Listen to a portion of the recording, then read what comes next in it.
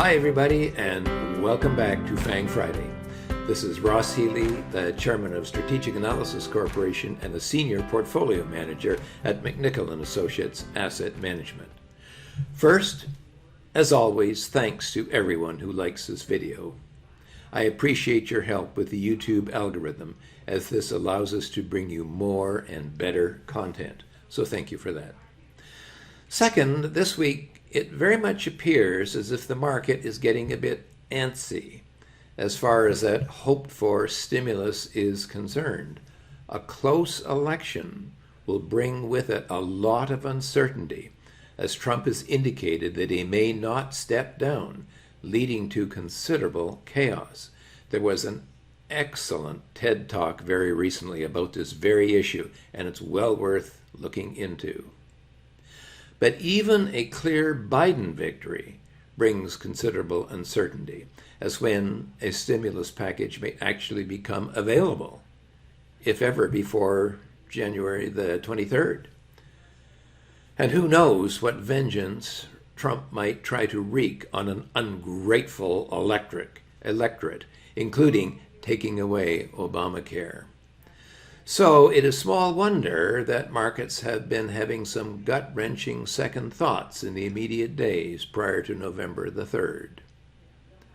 However, we are still above our overall market sell line based on the NASDAQ 100 bubble price. Remember, 7.4 times book value, which you will remember from 3 weeks ago.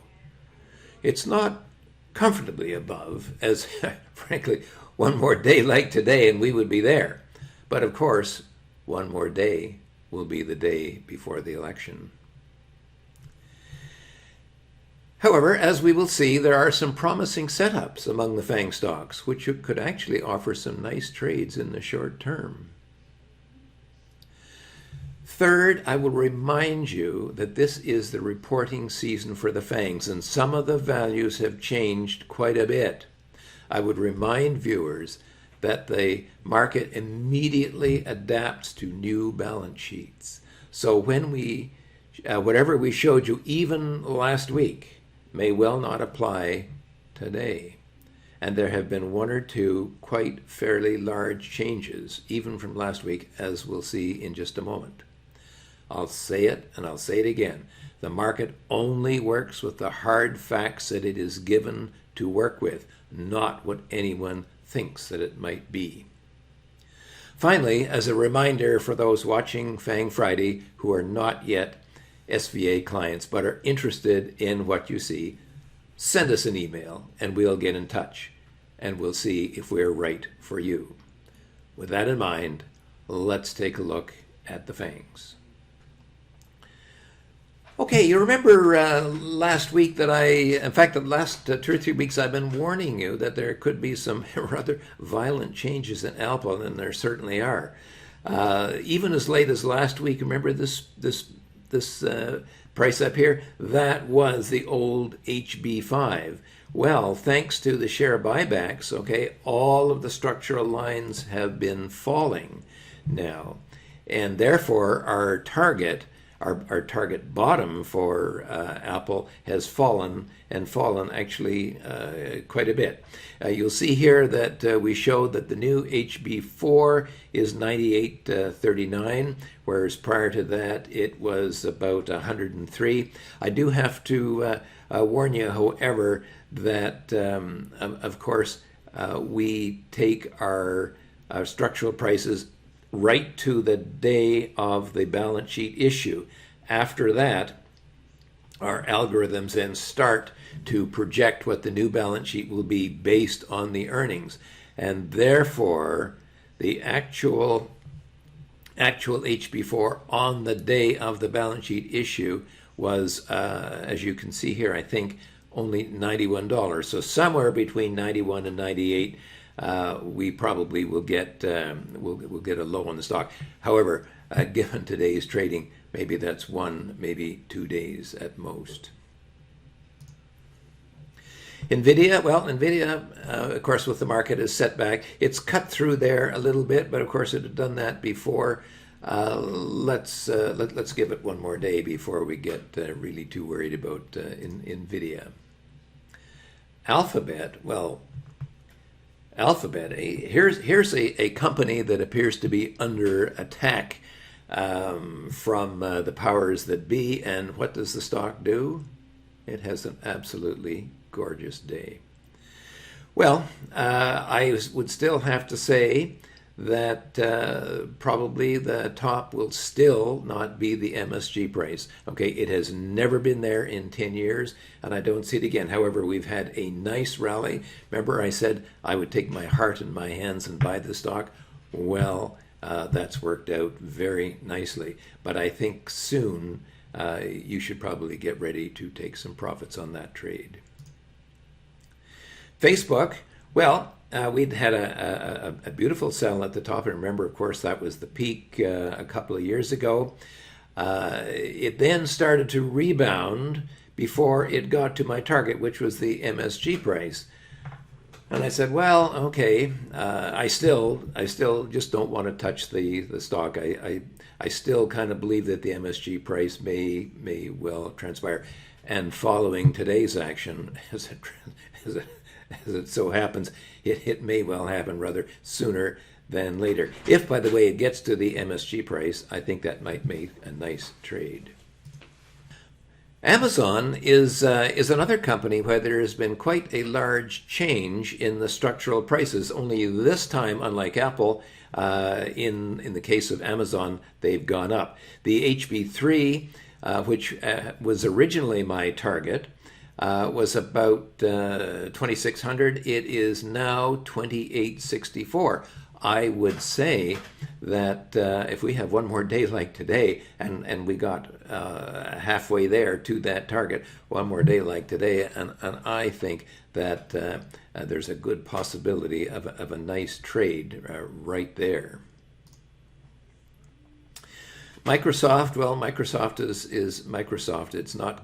It's what I call sloppy trading, and sloppy means indecisive. So I'm not prepared to do anything with Microsoft now, unless or until it gives me a clear signal one way or the other. Netflix, well, again, a sloppy trading, and that's that's kind of mysterious, given the fact that this should be the apotheosis of the COVID pandemic environment, and the stock simply can't kind of get any momentum going. It does kind of make me wonder if all of those new streaming services that have come into being in the last couple of years are beginning to have an impact, because their subscriber growth is definitely slowing down. Now, last week I reviewed the long-term history of Netflix, and I showed what happens if this company fails. There was two things that I forgot to mention, and I want to review them very quickly. So let's go and take a look at the long-term view of the company. Okay, these are the two major previous peaks of Netflix going back to 2003. And I want you to notice two things. Okay, I already indicated to you that they typically bottomed at the super growth price, but that's not what we're going to focus on today. The peak of the stock in both cases, 2004 and 2011, did not occur in bear market years. That's number one. And number two, the analysts gave you no warning that something like this could happen.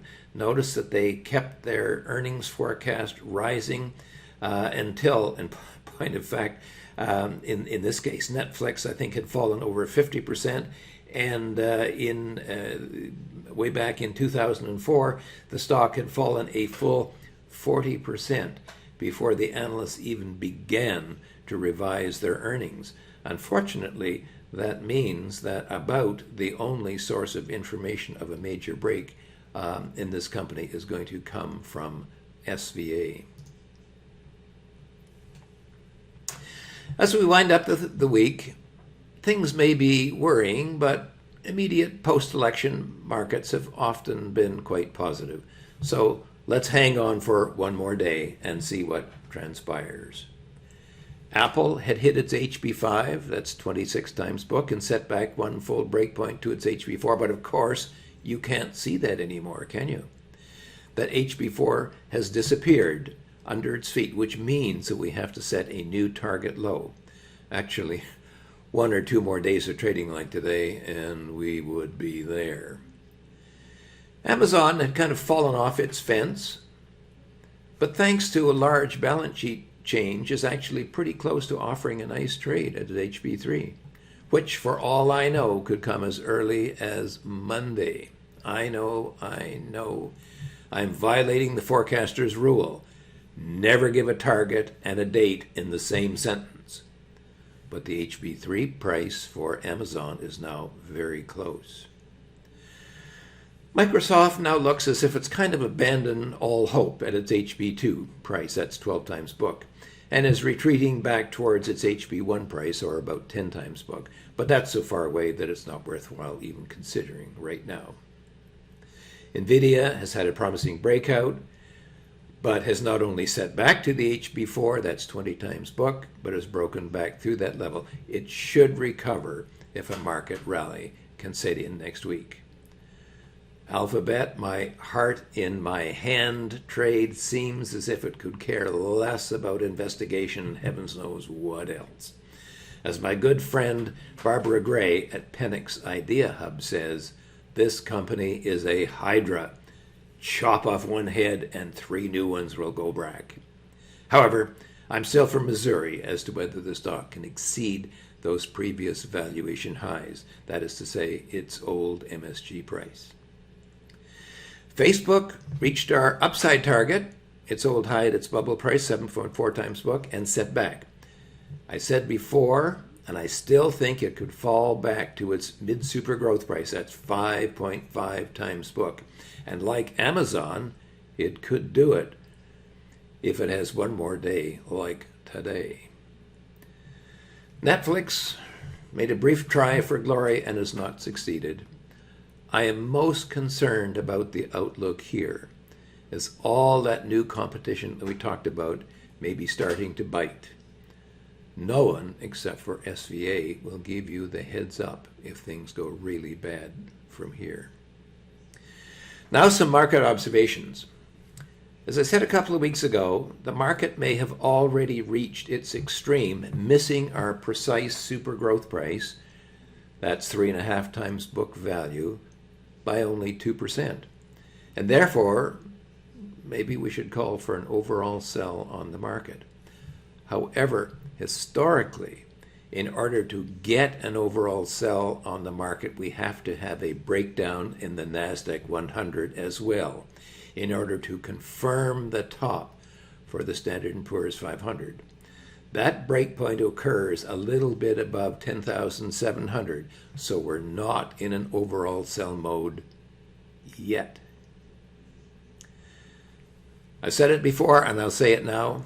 SVA is an ideal source of information and support to get you through a bear market.